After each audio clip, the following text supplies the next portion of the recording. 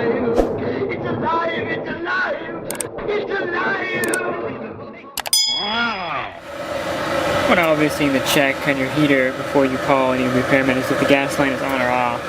This is the off position. That's the on position. So always check that first before you call in a service person.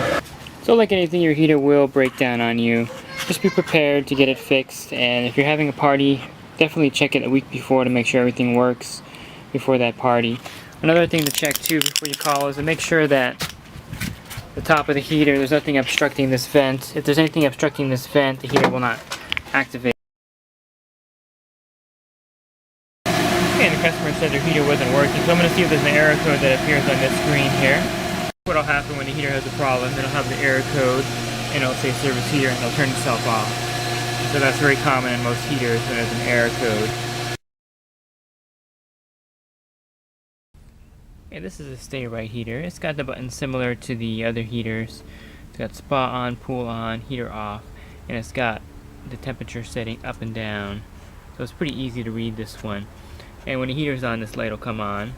And when there's a problem, these service lights will come on, and usually an error code will show up on the screen within the first couple minutes when you turn it on if there's a problem with this heater. When you first turn on this unit, it'll flash a couple numbers and it'll say R5. That's normal, that means it's operating. It's not an error code when it does that. I'm going to go ahead and put it in spa mode to turn the heater on. So that's the return line right there. And this is the suction line, and you may get confused if you have a side port valve.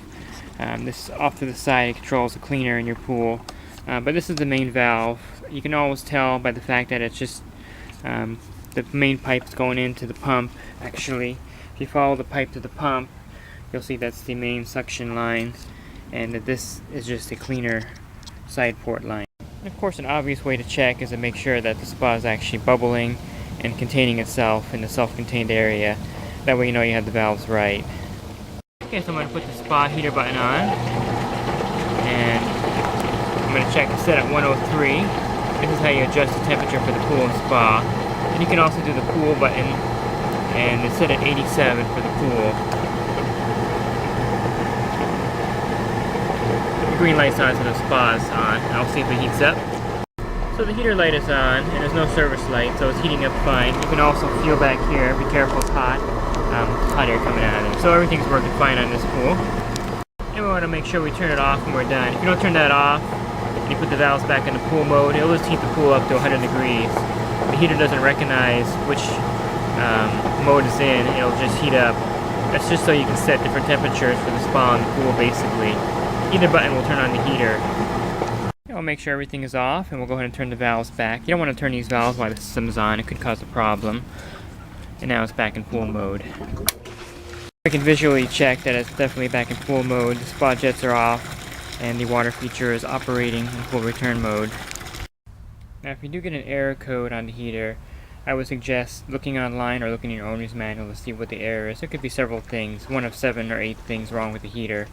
And then you can find out what it is. And then I would definitely not try to do it myself.